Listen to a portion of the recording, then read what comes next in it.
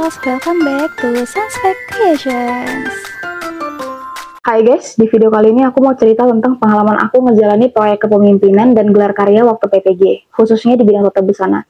Jadi buat teman-teman yang mungkin sekarang lagi kuliah S1 busana dan berencana lanjut PPG, semua cerita ini bisa kasih gambaran tentang seperti apa realnya pelaksanaan proyek kepemimpinan ini di lapangan.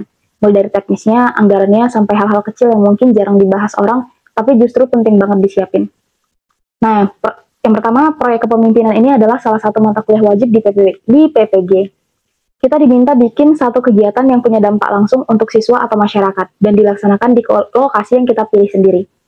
Nah, karena kelompok kami ini milih di sekolah sebagai lokasinya, maka seluruh proses proyeknya dilaksanakan langsung di SMK tempat kami melaksanakan PPL. Kami memutuskan untuk membuat canting cap batik dari kertas bekas untuk proyeknya.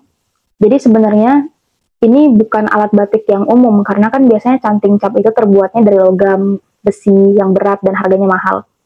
Jadi karena itu kami coba cari alternatif bagaimana kalau kita buat alat capnya dari bahan yang mudah ditemukan dan murah, tapi tetap bisa berfungsi untuk mencetak motif ke kain.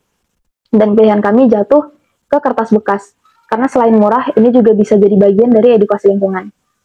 Lalu semua alat dan bahan kami siapkan dari jauh-jauh hari. Kami sendiri yang nyusun buku panduan pembuatannya, belanja bahan, sampai uji coba berkali-kali sebelum benar-benar dibawa ke sekolah.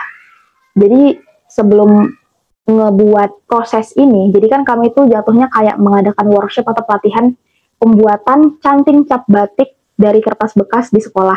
Jadi sebelum mengadakan acara itu, kami uji coba dulu nih, alat canting capnya ini berhasil atau enggak.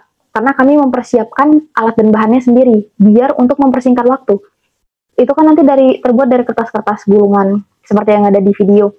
Jadi kalau misalnya dia nggak dipersiapin, memang itu bakal memakan banyak waktu. Makanya kami udah siapin semua dari awal. Jadi peserta didik hanya tinggal buat sama uji coba langsung. Dan di hari pertama pelaksanaan itu siswanya kan tinggal ngebuat canting capnya sesuai dengan arahan kami. Tentunya tetap di bawah arahan kami. Nah, bahannya ini udah dibawa dan proses pembuatannya itu juga cukup sederhana, tapi tetap membutuhkan ketelitian. Jadi setelah capnya itu sudah selesai dibuat, siswa langsung uji coba ke kain menggunakan malam panas. Jadi kami mendampingi prosesnya dari awal sampai akhir. Awalnya kami itu sempat khawatir juga, takut malam ini nanti nggak nempel atau motifnya malah berantakan. Tapi ternyata hasilnya di luar ekspektasi. Sekitar 90% motif yang tercetak justru rapi dan cukup kuat. Kain-kain yang udah dicap juga itu dibawa pulang dan kami sendiri yang mewarnai, agar lebih efisien waktu dan hasilnya bisa lebih rapi untuk dipamerkan. Lalu sebenarnya hanya dilaksanakan 1 hari di sekolah, tapi persiapannya itu memang memakan waktu hampir 3 bulan. Dan karena anggota kelompok kami itu sedikit, maka otomatis semua hal kami kerjakan sendiri, termasuk biayanya. Total biaya yang kami keluarkan untuk proyek ini tuh lebih dari 1 juta, dan itu murni dari dana pribadi. Sekolah itu nggak dibebankan biaya apapun, selain ya minta izin tempat dan lain-lain. Jadi mereka itu hanya tinggal terima alat dan hasilnya, yang nantinya bisa digunakan ulang sebagai media pembelajaran. Jadi memang harus pandai-pandai ngatur strategi, gimana supaya proyeknya tetap jalan, tetap berkualitas, tapi bisa dipertanggungjawabkan ke dosen, apalagi kalau dosennya kritis dan pertanyaannya itu tajam. Nah, hasil dari proyek ini tuh kami tampilkan dalam kegiatan gelar karya yang diadakan di kampus.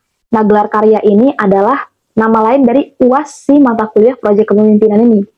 Jadi stand kami itu nanti memamerkan canting capnya, buatan siswa, kemudian hasil kainnya yang udah dicat dan udah diwarnain, tentunya ada juga yang belum diwarnain, buku panduan, dan alat-alat bantu yang kami gunakan selama proses, seperti malamnya, kompornya, malam yang udah dilelehin di situ, tapi udah kering ya.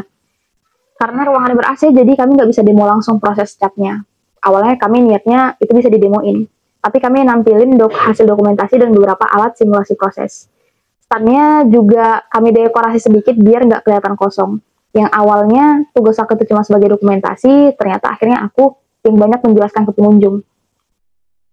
Karena aku memang mau saya proyekin dari awal, jadi ya mudah aja untuk ngejawab pertanyaan dari para dosen atau pengunjung. Karena aku juga terbiasa dan suka menjelaskan sesuatu, apalagi kalau dalam bentuk pameran seperti ini. Karena pernah juga pameran dadakan ngebantu guru ketika kuliah di semester awal. Lalu ada satu momen yang lumayan membekas buat aku pribadi. Jadi waktu ada pengunjung dari PGSD yang nanya cukup detail tentang proses batik ini, dosenku dengan ekspresi kayak bangga gitu, langsung nyuruh aku jelasin lebih lanjut gitu. Terus dia ngangguk-ngangguk gitu ngeliatin aku sambil senyum-senyum. Di situ rasanya aku kayak, oh ternyata dosen aku nih percaya dan bangga sama kerjaan kami gitu. Bahkan teman dari stan lain juga sempat bercanda kalau ngebilang kayak, kok aku tuh ngejelasin terus, nggak ada keliling gitu. Jadi ya memang dari awal sampai akhir acara aku stay di stan gitu, cuma pergi bentar lah. Karena pengunjung datang bergantian dan aku ngerasa bertanggung jawab buat ngejelasin semuanya dengan jelas. Lalu dari proyek ini aku juga belajar banyak hal. Nggak cuma soal keterampilan teknis, tapi juga tentang kerja sama tim, manajemen waktu, dan profesionalitas. Karena jujur aja, aku tuh orang yang sangat idealis terhadap sesuatu.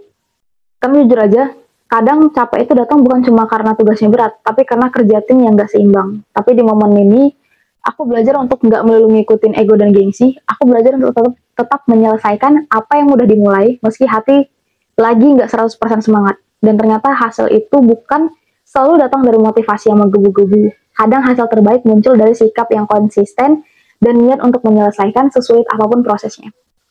Nah, jadi buat kamu yang nanti akan menjalani proyek kepemimpinan di PPG, aku cuma mau bilang, jangan nunggu mood bagus dulu baru mulai, karena proyek ini tuh harus dijalani dengan tanggung jawab, bukan dengan semangat musiman. Tips dari aku tuh jangan kemudian, jangan egois, dan jangan ngerasa kamu paling capek sendiri.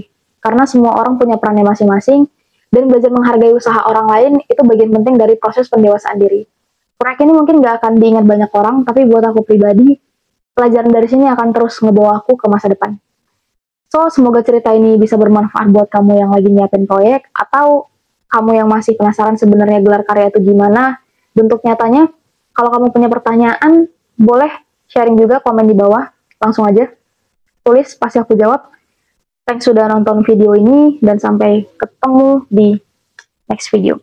Bye-bye guys. Terima kasih sudah menonton video ini. Sampai jumpa di video selanjutnya. Jangan lupa like, comment, share, and subscribe ya guys. Dadah. Assalamualaikum.